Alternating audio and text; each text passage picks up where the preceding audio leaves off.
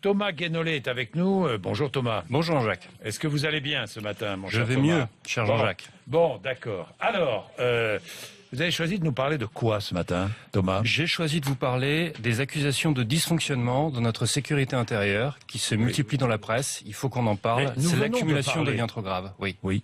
Nous venons de parler de l'enquête. Nous venons de parler surtout de tous les signalements à droite et à gauche concernant Absolument.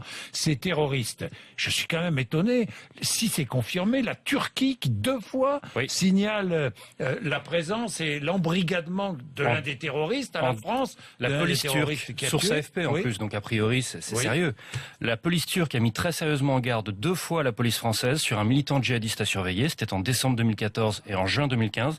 Il s'agissait d'Omar Mostefai, un des assassins du Bataclan. Donc avant les attentats, c'est ça que ça veut dire. Oui. Avant les attentats, notre sécurité intérieure savait déjà qu'il était dangereux. Et puis cet homme de 67 ans qui est allé en Syrie essayer de récupérer son fils. Oui, l'an dernier, Le Monde racontait l'histoire d'un homme qui était allé chercher son fils, le fils était parti combattre aux côtés de Daesh. Oui, le père Sami décide. Amimour. Oui, et Sami Amimour, c'est qui? C'est un des assassins du Bataclan. Donc avant les attentats, notre sécurité intérieure, on suppose qu'ils lisent le journal, savait déjà que cette personne était dangereuse.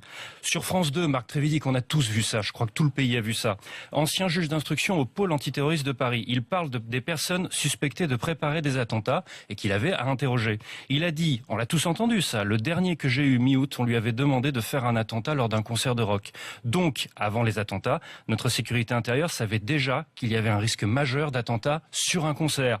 Et puis, le 13 novembre, les brigades d'intervention, il faut quand même le souligner, elles manquaient gravement d'hommes et de moyens. Quand les fusillades éclatent, il n'y a que 3 fonctionnaires de garde à la BRI, la brigade de recherche et d'intervention. Sur 50 membres, vous en avez 3 qui sont de garde. Du coup, c'est la BAC, la brigade anticriminalité, qui a assuré la première riposte alors que c'est pas son métier normalement.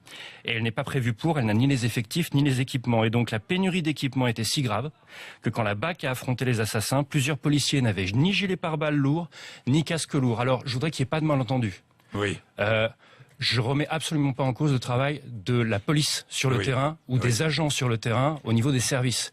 Non, là, je parle du commandement, je parle des responsables, je parle des chefs. Quand on a le directeur de nos services secrets intérieurs, la DGSE, Bernard Bajolet, le directeur de nos services secrets intérieurs, le directeur général de la police nationale et le ministre de l'Intérieur. Et alors oui, les chefs. Moi, je veux bien. Je veux bien.